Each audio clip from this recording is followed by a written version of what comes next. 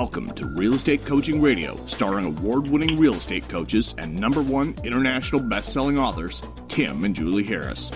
Real Estate Coaching Radio is the nation's #1 daily radio show for realtors who demand authentic, real-time coaching.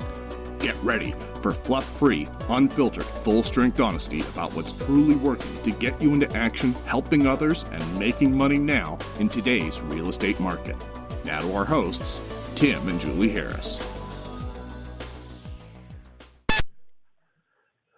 We're joined today by Jeff Scislow, a top-producing real estate broker and investor serving the Minneapolis real estate market. Jeff is specialized in effectively working with buyers, sellers, and investors for over 30 years. He listens, responds, represents, and performs in the best interests of his clients. His focus is on efficiency, effectiveness, and excellence. As a result, he outperforms the industry in a variety of categories. Jeff is a worldwide traveler, has been the guest speaker and presenter at events across the country, and is a seasoned author who's published 2 books. He also enjoys tennis, golf, and staying physically active.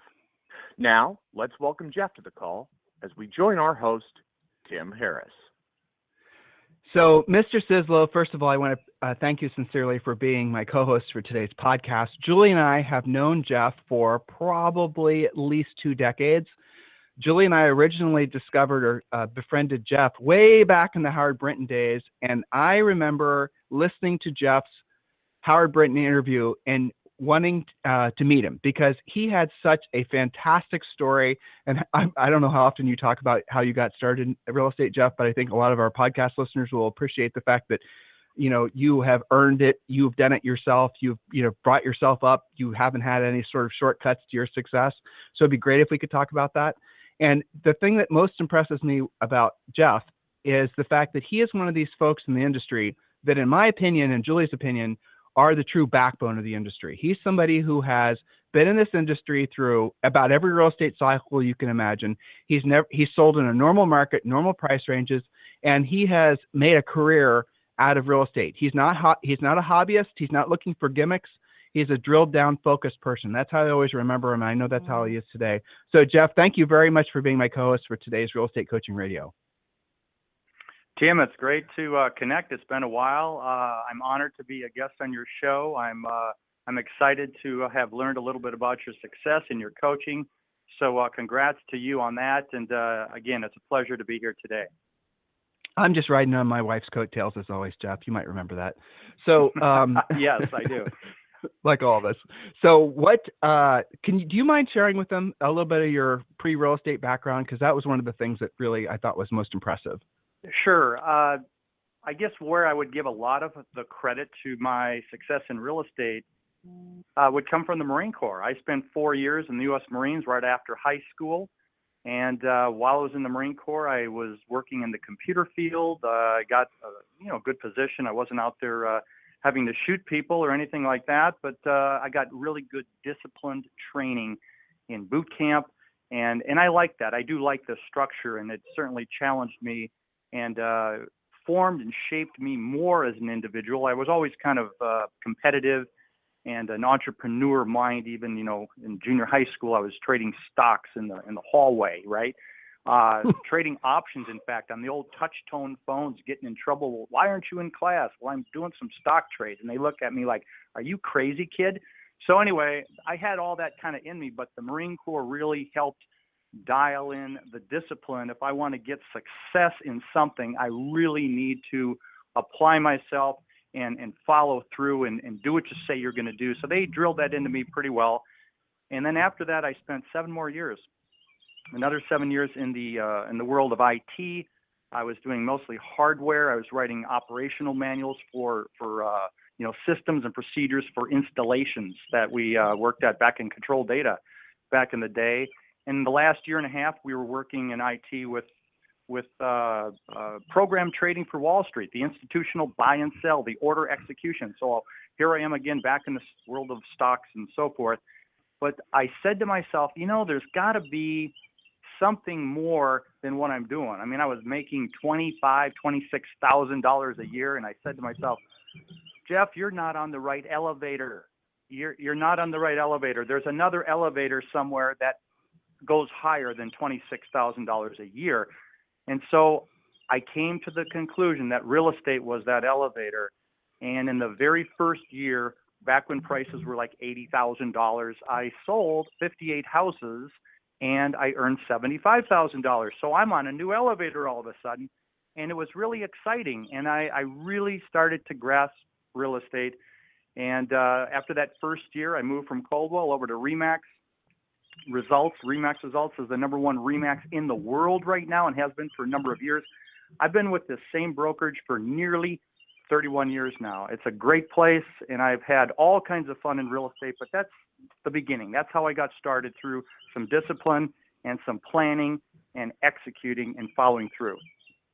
I know you do a lot of mentoring. I mean, you'd have to after being in the business for 3 decades, of new agents. They all must sort of be looking for the secret sauce. They must be looking for some kind of, I'll stick with the word secret. You don't have a secret other than what we like to say, doing what you don't want to do when you don't want to do it at the highest level. But for you, that's become second nature. How do you convey to people who are looking for shortcuts that there is no shortcut? Well, you tell them, number one, because you get asked that question all the time. Yeah, I mean, what is the secret to your success? And I kind of alluded to it. I'll repeat it. The secret to the success is to have some type of a plan and then follow through with it. Now, some people say, well, let's go with the Stephen Covey approach. Focus on the end rather than the means. And then another person will say, you need to map it out. You need to have how many calls and how many appointments and how many listings to get so many sales, and map that out and follow that on a regular basis of prospecting. Both of those are true. Both of them will work. But the important thing is you need to do something and then do it on a regular basis. So if you're focusing on the end rather than the means, you need to get into the office and you need to do some very specific things on a regular basis, knowing that in the end I'm going to get here.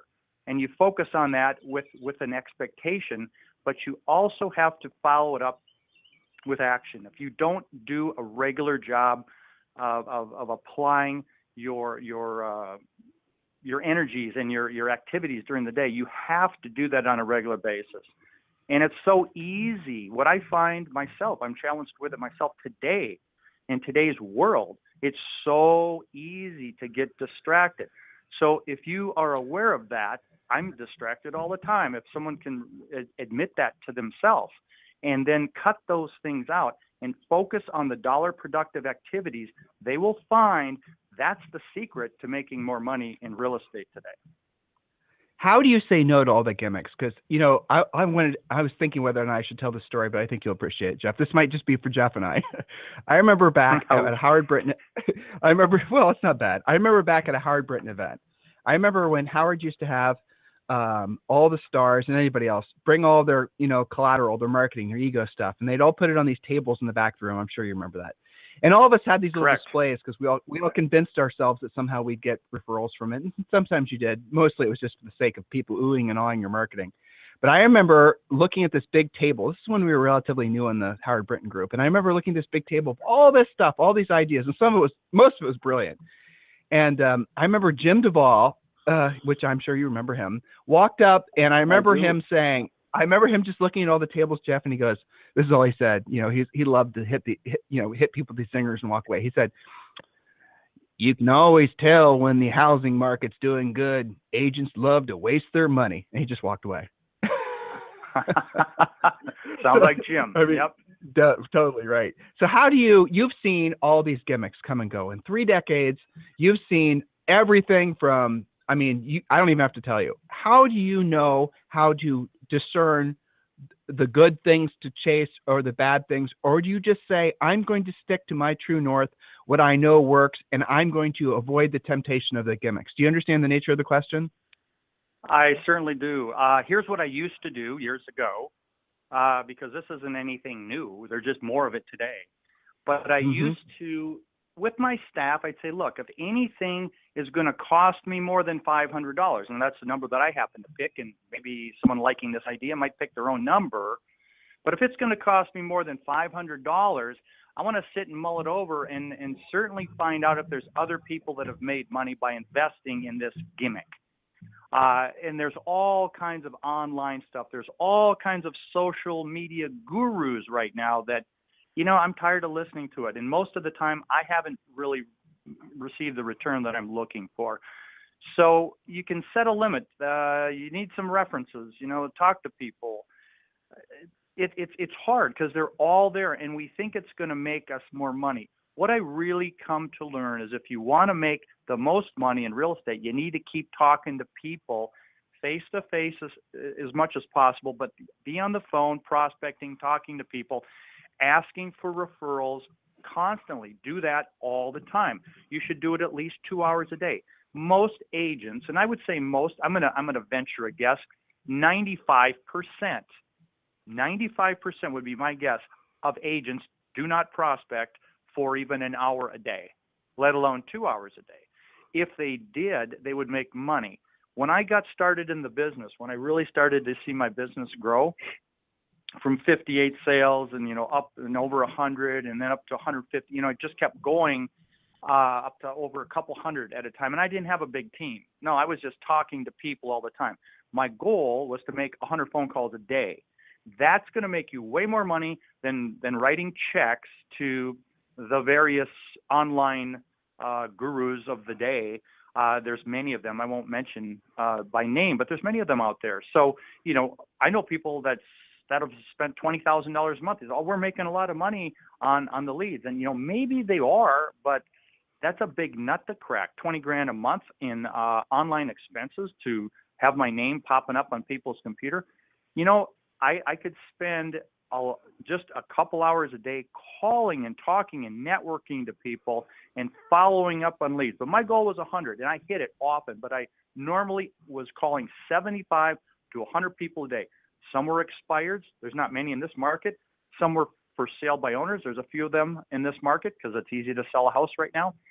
But I would call apartments. Have you ever given any thought of stepping out of the apartment and into a new house?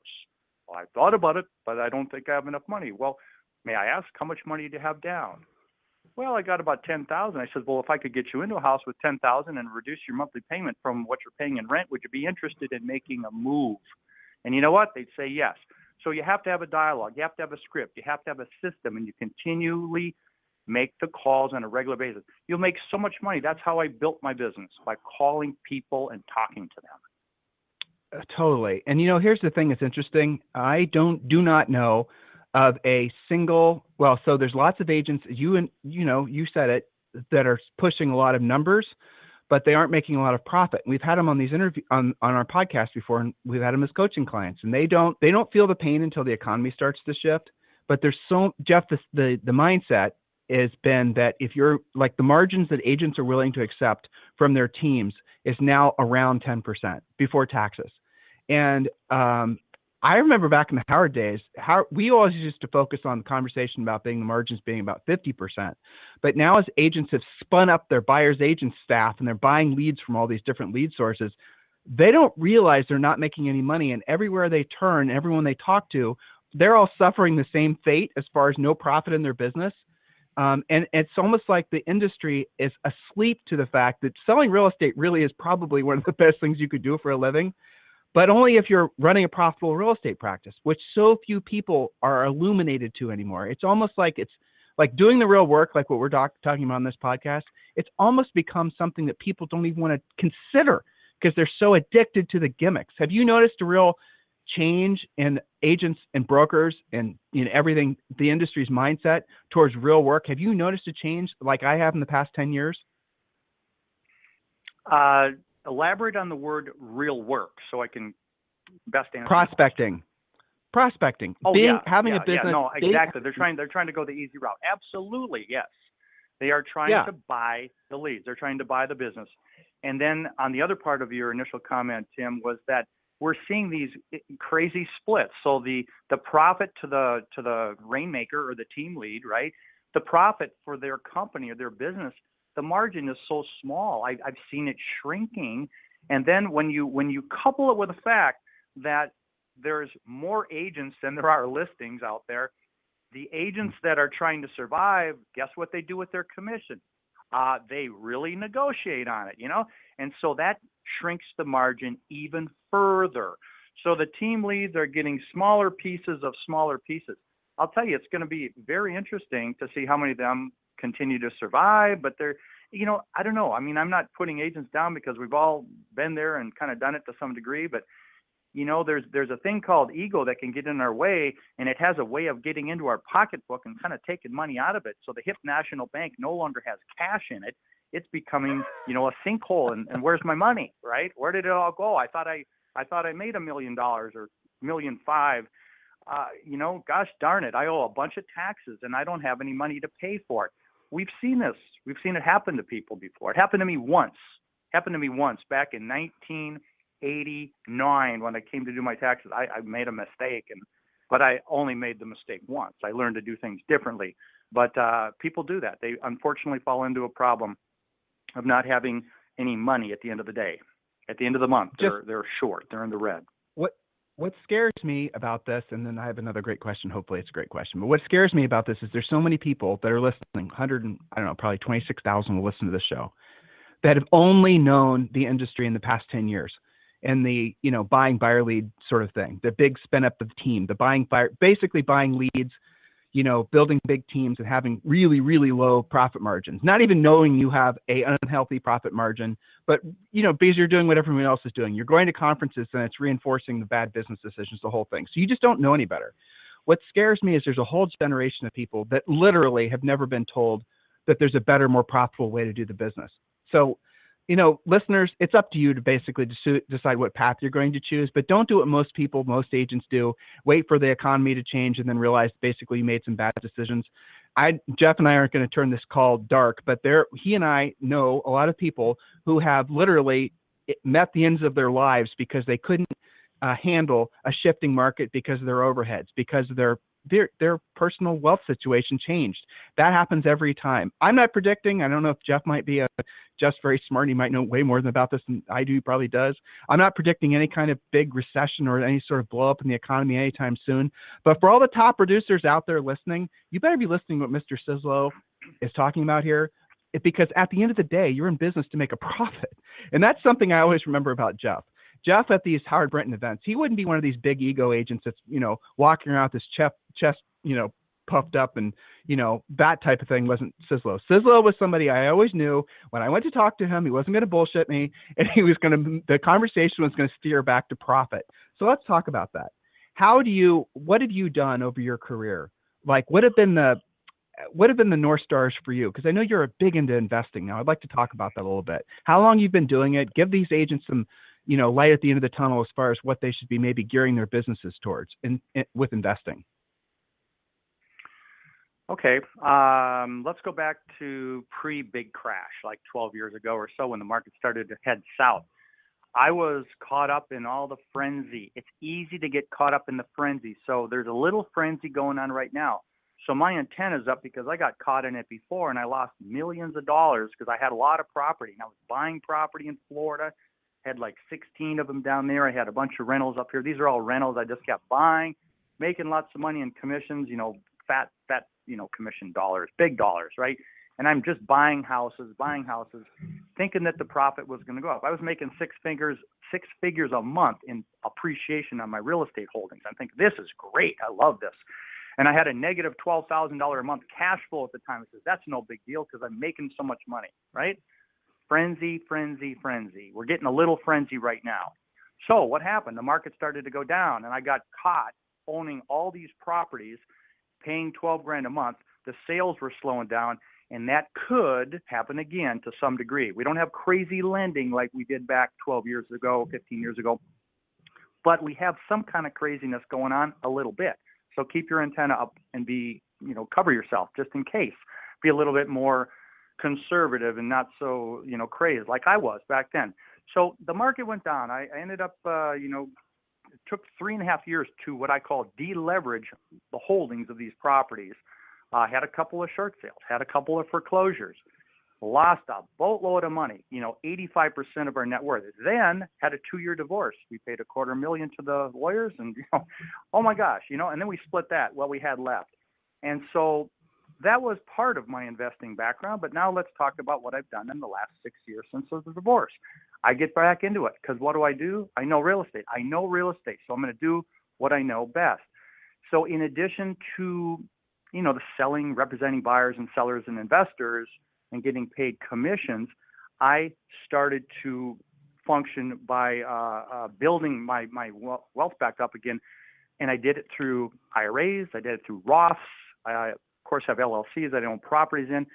And I have found over the last now 5 years that I'm going to do these fix and flips. I came to realize that if I buy a house, I'm in the business, I should see deals. If I buy something that I can turn around and make a profit on, this does a couple things. One, the profit margin on one of these, and it takes experience, it takes time. So if the listeners are just new to this, I'm just giving you kind of the summary of where I'm at with this and why I'm so excited about it. And it's a supplement. Now it's more prominent as far as my income goes, my profit goes. It's greater than my commissions. But my average is a little over 50, about $51,000 per house. Well, if I want to profit based on our average sale price in the Minneapolis area, my average sale price after expenses of, advertising, marketing, paying staff and so forth, it's about 8 or 9 sales transactions where I represent a client. 8 or 9 of those will equal one of my flip projects. So I said, why don't I do more flips? So if I'm doing, 5 flips, it's like 40 or 45 house sales. Oh, that's pretty good. And I don't spend nearly as much time. The profit is equal. So now I'm trying to do one of these a month. My goal and where I've been kind of moving and growing this fix and flip is about one a month. Well, that's not bad. If I'm doing 50, that's $600,000 profit a year. That's not bad. I mean, I can certainly live on that because I don't have any expenses. Because it's a planning thing. It's a whole thing. Know your numbers. It's a planning thing. So not to boast about those numbers. There's people that have greater numbers than me, do way better than that. But it's something that I think everyone in real estate should plan on. Get yourself a Roth. Get yourself a Roth IRA. Learn how to do a self-directed Roth IRA so that all your flips are now tax-free. Isn't that amazing? That's unbelievable. There's so few people that I know in the business that even invest, let alone have an IRA or even a Roth. That's how you build wealth. So there's just some nuggets there to consider because we're not necessarily talking about how to do all this, but mark my words, that is the most amazing. It's kind of like the 8th wonder or 9th wonder, whatever of the world, is build your wealth in a Roth. It's unbelievable, and do it through real estate. So is there any limit how much really you can? Well, Jeff, let's hover there. Is there any limit to how much you can put into a Roth? Because as a normal, you're talking about putting your profits from, but explain that. Just drill down a little bit because they're going to email you asking you if you don't tell them. Yes, okay. You can put $5,500. I'm pretty sure these are the numbers. If you're under 50 years or 55 years old, you can put $5,500 a year in the Roth. I think it's 55 years old. If you're over 55 years old, you can put $6,500 a year in a Roth. Well, that doesn't do a whole lot, but what you can do as self-employed people, you can put 25% of your adjusted gross income, I believe. I'm not the accountant, and I'm going to hold my disclaimer out there. I'm not giving advice, right? All right, so 25% of your income can go into a regular Roth. So let's just pick a number. Let's say you have $100,000 adjusted gross, and you can put 25% into a regular IRA, not the Roth, a regular IRA. Now you're going to pay taxes on $75,000. Very simplified, right? So you're getting the deduction for the investment into your retirement accounts. So the $25,000 is not in a Roth; it's in a regular IRA or a 401k, right? Oh, that's where I was confused. Yeah, that's where I was confused. I convert it. So you take. Right. Go ahead, Tim. Well, no. I knew the limit was 55. Right. Yeah. So you're directly into the you Roth were just 55 or 65, but now you can put it into your non-Roth IRA. And in this scenario, you earn 100, you can put 25% in, so you put 25,000 into your regular IRA. Then you convert it into the Roth, which means now you're going to pay taxes on it.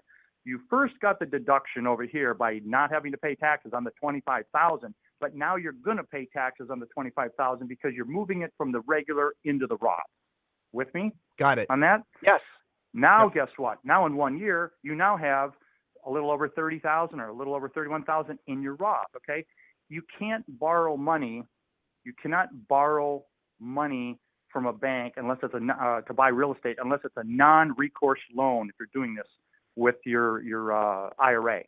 And no one's going to really do those. That means, well, if you default, that we can't take the property back. No one's really going to loan money that way unless it's a hard money lender. They might, but then the interest rate's super high. So you want to continue to build the Roth as much as possible. If you partner with someone else that has a Roth, or some type of investment, you can be a part owner in a flip project. For example, let's say in this case now we got $30,000 in our Roth in 1 year, right? We got $30,000 there.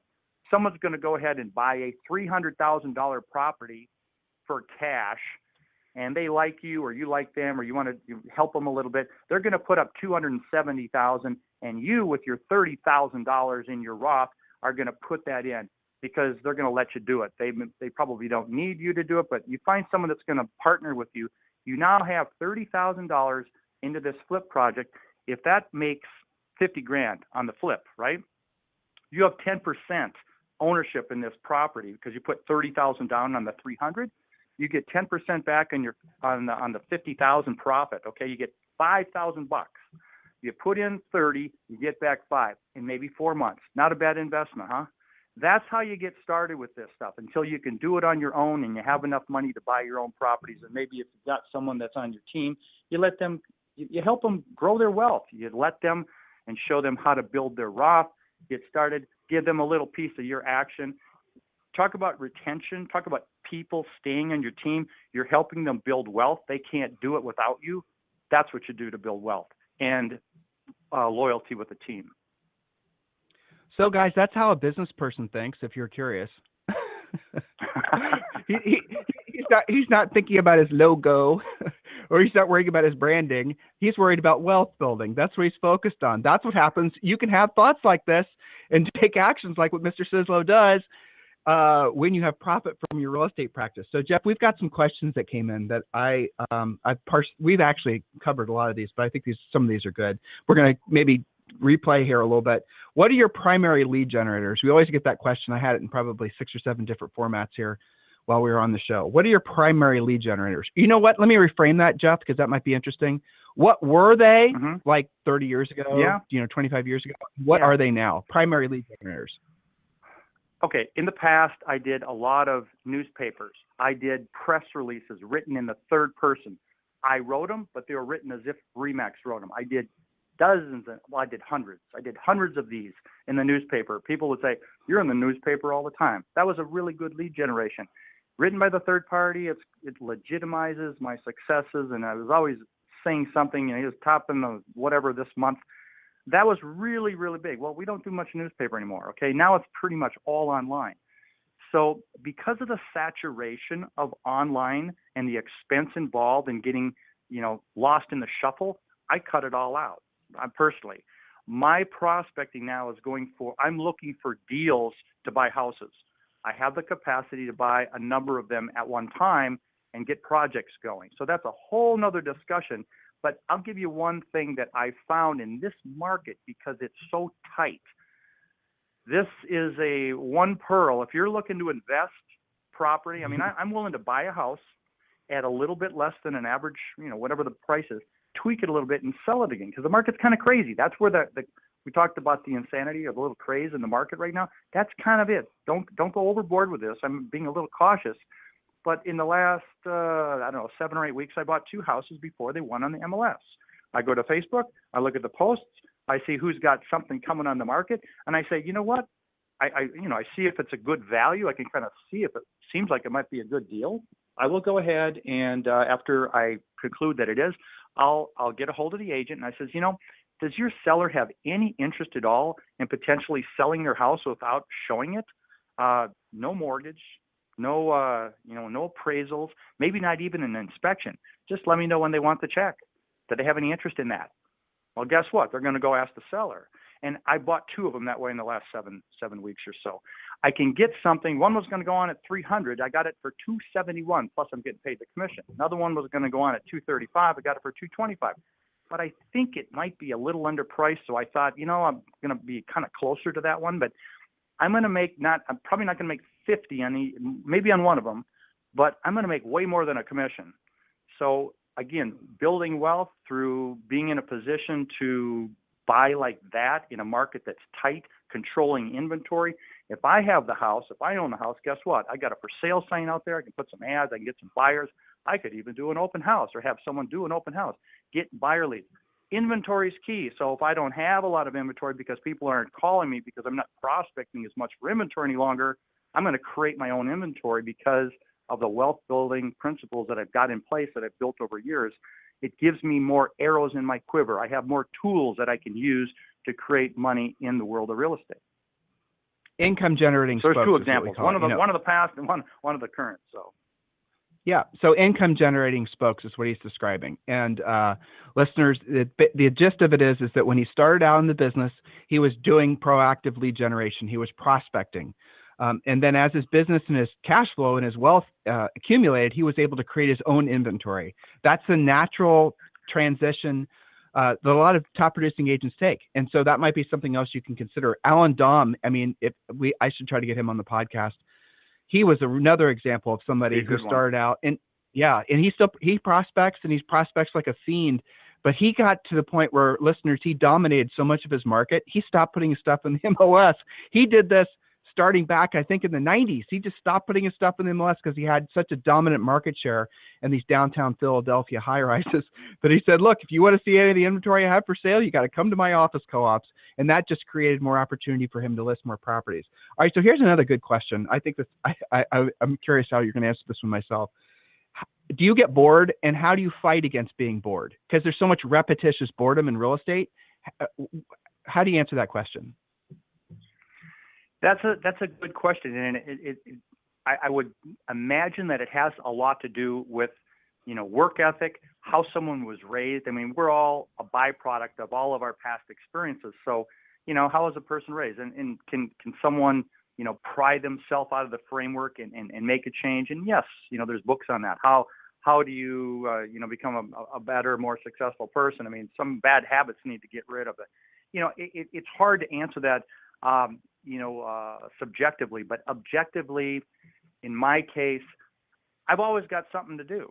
And a lot of times I get frustrated doing stuff that I don't want to do, but it has to get done, so I get it done. So I spend a lot of time in the office, but I'm working on the numbers. I'm working on the projects. I'm working on the systems.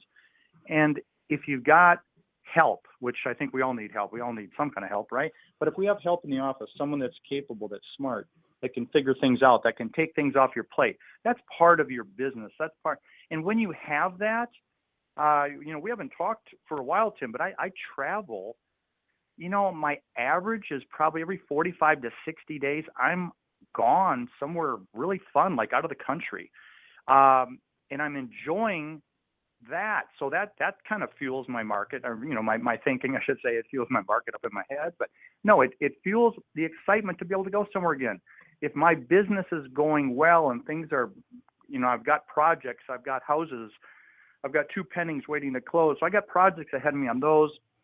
And I've got one ready to go back in the market here as soon as Minnesota warms up. It's the coldest April on record, I think, right now, with more and snow and cold. But I have to do some exterior work in the house. Can't do it till it's warmer. So I'm sitting on the house waiting. But I have projects, and then kind of in between those, I can jump on a plane or jump on a cruise ship. My son and I just celebrated his 21st birthday. Gosh, this is fun. I'm really enjoying it. So I don't get bored. I mean, I don't get bored because I created a lifestyle that I love. And people, I'm not trying to boast about it. It's something that I worked long and hard to do. People say, oh my gosh, look at you. You're on another vacation. I can't believe it. You're so lucky. Well, no, it's not really about luck. As we all know, everyone knows that's not luck. It's a plan, and it's discipline from the Marine Corps days. It's just writing things down. What do you want to do? I don't have all the answers, guys. Believe me, I don't. I'm learning as I go, but I like what I'm doing right now. It's really fun. I've got pictures in my office. I'm walking in my office now. I got pictures with my kids, the Colosseum, the Blue Mosque in Turkey, the Parthenon, Santorini Island, Ephesus, Mount Fuji, my daughter and I climbed, Wimbledon, my son and I went to tennis, the Taj Mahal. My son and I are taking a flight simulator to fly the space shuttle. These are all trips I've taken my kids on because I had a plan. You guys can do the same thing. I'm not here to boast about what I'm telling you. You can do it. You need a plan, You need to write some stuff down, what's important to you, and then just start taking the steps to do it. And it's, for me, not boring at all. It's not boring. I'm living the dream. It's really, really fun. On paper, I'm living the dream. And overall, I'm pretty happy inside. I mean, I have problems like anybody else. You know, Tim, I think you know, I was 16, 17 years ago, I was supposed to die with an incurable disease. I mean, I don't always have a good day, you know. God miraculously healed me. I'm perfectly I remember healthy. that. Those are one of my books that I wrote about. But the thing is that we all face stuff in life. We all have challenges. How do we respond to it defines who we are. So listeners, what you're hearing is the voice of a man who has, for 30 years, done what he didn't want to do, when he didn't want to do it at the highest level, and he's reaping the benefits from it. He has been, you know, as in typical Midwestern style, it's probably the reason that we've always been friends. You know, we don't bullshit. He's telling you that it was not easy. He was telling you that he doesn't have any special, you know, he wasn't being, guys, did you hear what he said? It's about doing what you don't want to do when you don't want to do it. And you have to do it for a long time. Everything that's worth having in life always seems to take about, I don't know, 50 to 100% longer than you think it would have, maybe even 300% longer than you would have. But if you stick with it, you're going to win. So I had a question that just came up. You mentioned this earlier. This is something we talk about a lot in our podcast, a lot in our coaching program. As a matter of fact, a book that it's not our book, but I'll suggest, Jeff, I know you know about this book, Ego is the Enemy, Ryan Halliday. And remember, listeners, he's going to be speaking at our event in July. He is the afternoon speaker on that Saturday. And you guys can go to harrisvipmastermind.com. It's a New York Times bestselling book, but a fantastic book all about ego. Ego is the enemy. So Ryan, if you're listening, there's another free plug for you. You're welcome.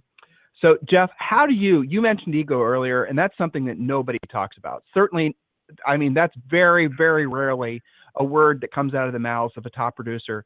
So you're aware of it. How have you kept your ego in check so you could keep focused for the most part on your personal North Stars? Well, I'm a faith-based guy, right? So there's a passage. It's in Proverbs somewhere, and it says, "Pride comes before a fall." Okay, I can go back, and there's times in my life where my ego was really big. Okay, the first year in the business, I was rookie of the year. I sold more houses than any first-year agent. The second full year that I was in the business, or the first full year that I was with Remax, I was a top guy in Minnesota and Wisconsin. We had a region, North Central region. And my ego was kind of getting really big. I mean, look at me. I'm on the right elevator now, right? I'm on the right elevator. And then I mentioned something about taxes earlier in this call. I woke up on I always used to do my taxes myself. Back on January 1 was my day to do my taxes. January 1, 1989, I had this great year in 1988. And I did my taxes, and I found that I owed $40,000, and I didn't have the money. I kind of freaked out, and I took out a home equity line to pay the IRS, and I had to pay the money back. And that's when I really started to focus, But the problem that I look back, I was so full of myself back then, right? So full of myself. And it's happened more than once in my life. That was in real estate. Once I was doing stock options. I lost 6 figures in one day doing stock options because I was so freaking good. And it's the way I see it, it's like God is teaching me, don't be like that. You don't need to be like that. I'm going to take care of you and everything. But that's how I processed it in my mind. And if I'm at church, I might be giving a talk, and I talk about this. Pride comes before a fall. Those 2 times in real estate, I was super pumped up. Look how great I am, and boom, I just got leveled. And then the same thing happened with stock trading. And I can go into the details, but trust me, I was just making. I turned $100,000 into $400,000 in like 4 months, and I'm going to get an SEC license. I'm all pumped up. And I get the little voice inside that says, "Stop doing this." I said, "No, I'm good at this. I'm really good at this." The $400,000 went to nothing. It took 4 more months. So I learned from those things. It doesn't. It's good to feel good about yourself, but there's a difference between confidence, which we all need, and arrogance, which is the ego part. You got to know where that line is. You want to be confident so people see that in you.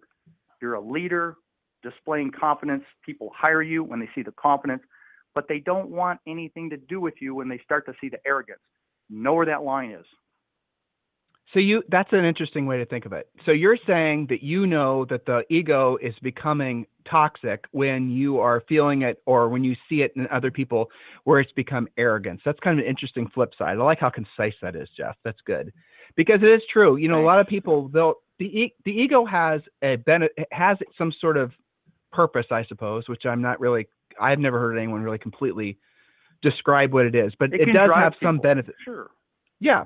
It does, but then where's the tipping point? Where does it actually become where it becomes a wealth destroyer? And that's something, Jeff, I think it's interesting when you think about all the people you and I have known who've been absolute private jet flying, you know, diamond encrusted gold Rolex wearing, you know, all these people, same as we do, you I'm sure know more. And where are they now? And what happened? Why did they go from where they were to where they are now? What actually happened? And if you here's the thing, listeners, it's not a mystery because things like this have been happening for all of history. People have this tendency not to learn from their own experiences. Jeff described in, you know, very, I think, explicit ways, 3 different ways that he basically had fallen prey to his ego. And all of us have stories like that. But here's the thing, listeners, there's an old Chinese proverb that says, smart man learns from his mistakes, a brilliant man learns from the mistakes of others. You need to be thinking about that and try to learn from people like Jeff who are so willing to contribute to you. And I have to say, Jeff, you are the same quality gentleman that I remember you as being back when Julie and I got in the business. Always been willing to share, never felt a big ego from you.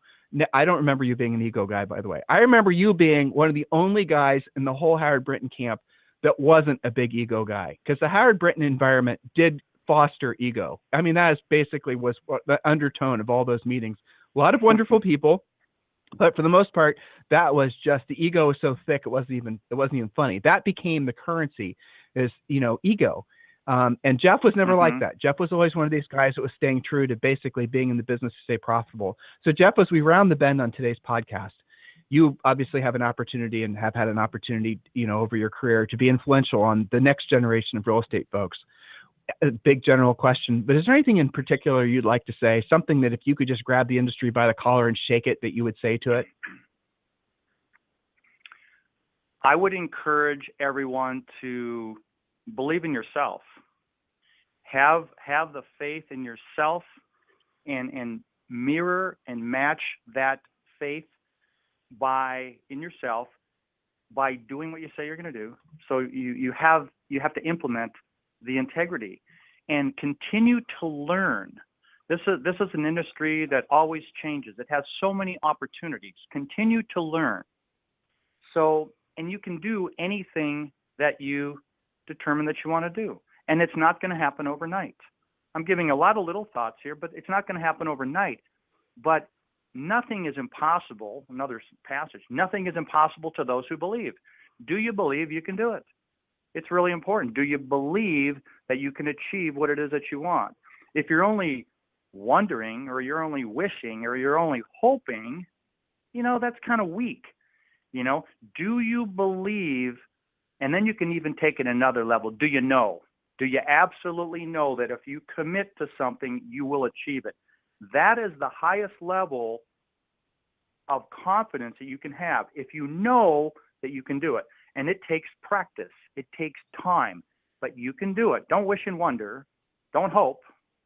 Don't keep your fingers crossed and just think, but start to believe and then move up to the highest level of knowing that you know that you know that you know that if you commit to study, if you commit to prospecting, if you commit to laying out a business plan, if you commit to believing in yourself, nothing will be impossible for you. Nothing. You can achieve anything you put your mind to.